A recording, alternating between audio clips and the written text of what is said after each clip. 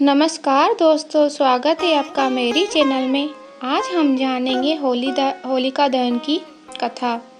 होलिका दहन के मौके पर असुर राज हिरण्यकश्यप की कथा पढ़ी जाती है। इसके मुताबिक हिरण्यकश्यप काफी बलशाली असुर था। यही वजह थी कि उसको अपनी शक्तियों का भी खूब गुमान था। उसका यह अभिमान इस कदर बढ़ गया था कि उसने संपूर्ण प्रजा को उसे भगवान मानकर पूजा करने का आदेश दे डाला। उसने यह भी कहा कि अगर इसके अलावा किसी और भगवान की पूजा की गई तो वह ठीक नहीं होगा। असुर राज हिरण्यकश्यप का अभिमान इतना बढ़ गया था कि क्या प्रजा, क्या उसका अपना वारिस यानी कि बेटा, उसे यह पसंद नहीं था कि उसके अलावा किसी और की पूजा की जाए। उसका बेटा प्रहलाद नारायण का परम भक्त था।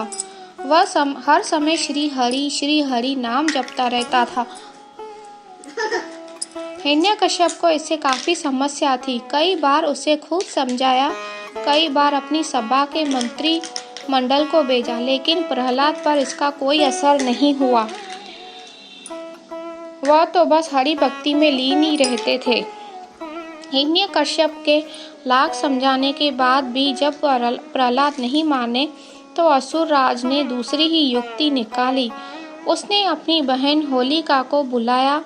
इसके पीछे यह कारण था कि उसे वरदान में एक ऐसा दुशाला मिला था जिसे ओढ़ने से अग्नि उसे छू भी नहीं सकती थी। हिरण्यकश्यप ने होलिका को यह आदेश दिया कि उन्हें प्रहलाद को अपनी गोदी में लेकर अग्नि में बैठना है, ताकि भगवान विष्णु का नाम लेने वाला प्रहलाद जलकर भस्म हो जाए, या फिर अग्नि से डर से वह हिरण्यकश्यप को अपना भगवान मानने लगे।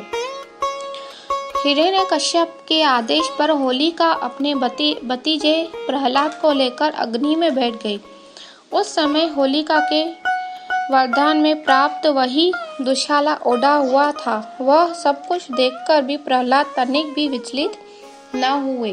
पूरी श्रद्धा से वह भगवान विष्णु का नाम जपते रहे। थोड़ी ही देर में कुछ ऐसा हुआ कि शांत मौसम में भी तेज हवाएं चलने लगी। वह भी इतनी तेज कि होलिका का दुशाला हवा में उड़कर प्रहलाद के ऊपर चला गया और वह अग्नि में जलकर भस्म हो गई।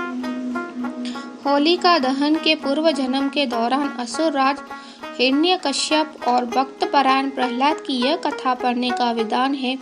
मान्यता है कि जो भी जातक इस कथा को पूरी श्रद्धा से पढ़ता या सुनता है, उस पर श्री हरि विष्णु की कृपा बनी रहती है।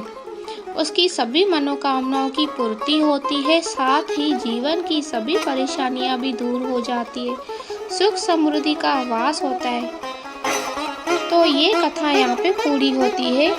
ऐसी वीडियो देखने के लिए आप मेरी चैनल को सब्सक्राइब जरूर करिएगा। अगर मेरी वीडियो पसंद आती है तो लाइक और शेयर जरूर करिएगा।